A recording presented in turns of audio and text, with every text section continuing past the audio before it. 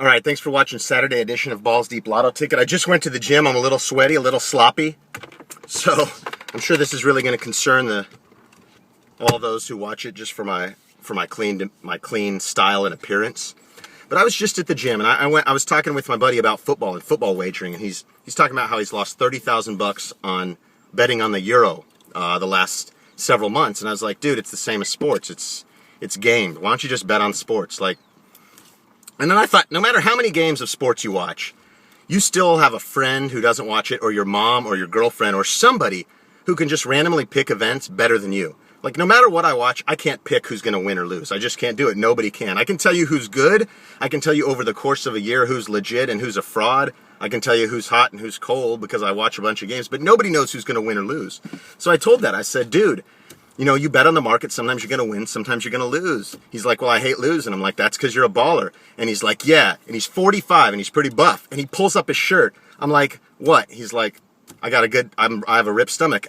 And then he goes, well, I'm not trying to gay it up. I go, well, fucking mission not accomplished, bro. You just turned this whole conversation gay. There's some kid over there looking at us. And then the guy tells me, he's like, hey, dude, you don't have as much hair as you used to. And I'm like, thanks for fucking noticing, bro. And he's like, no, but I've got these pills you can take that'll make your hair grow better for your scalp. And I said, you know what, bro? Those pills, if you touch them, your dick can't get hard. And he goes, dude, my dick gets real hard, just so you know. I go, yeah, well, now everybody else in the gym knows. Now that's 2 comments you've made in this conversation that are really gay. And you keep telling me that you're not trying to steer it that direction. He's like, I just thought you should know those pills don't do that. I'm like, all right, that's cool. And then I started talking to him about football, and he asked me the 2 best teams. And I said the 2 best teams in the NFL played last weekend. It's Green Bay and the Niners. It's so funny how after 1 week, everyone wants to assign the best, and I'm guilty of doing it clearly, the best team is the Niners, the best team's Green Bay, the best team's New England, the best team's Houston or the Bears. You know who the best team is because they were the best teams last year and the year before. Every year in the NFL, a few teams will get better, like maybe Cincinnati or Houston or the Bears or the Eagles or the Redskins or Atlanta. But the best teams every year are usually Pittsburgh and Green Bay and like New Orleans and New England, right? Those are good. Baltimore, those are the really best teams. And they're still the best teams. Now, Baltimore the Pittsburgh Steelers look like they're falling off, look like they're getting older. And maybe they are. They don't have a running back. They don't have Hines Ward. Their offensive line's pretty lousy. But I trust Baltimore to be good. I trust New England to always win 13 games. And once you get to the playoffs, shit happens. But New England's a great team.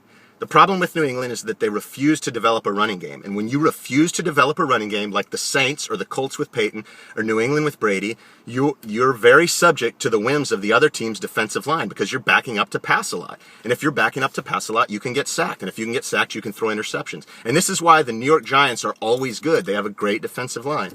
And that this year, the Cowboys have good enough secondary that their defensive line is going to get more sacks. Like the Cowboys have a chance this year to be really good. Last year, the Cowboys lost 5 games when they were winning in the 4th quarter by double digits. No team's ever done that.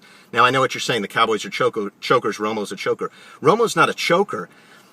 It's just when your offensive line is so bad that you have to make every play. Like this guy is a good player. He's a really good quarterback. He's a top 5 quarterback. He's not Breeze or Rodgers or Brady, but he's as good as anyone after that. He is. And maybe he'll be as good as those guys one day. It takes some guys longer than others. It's a fucking hard game.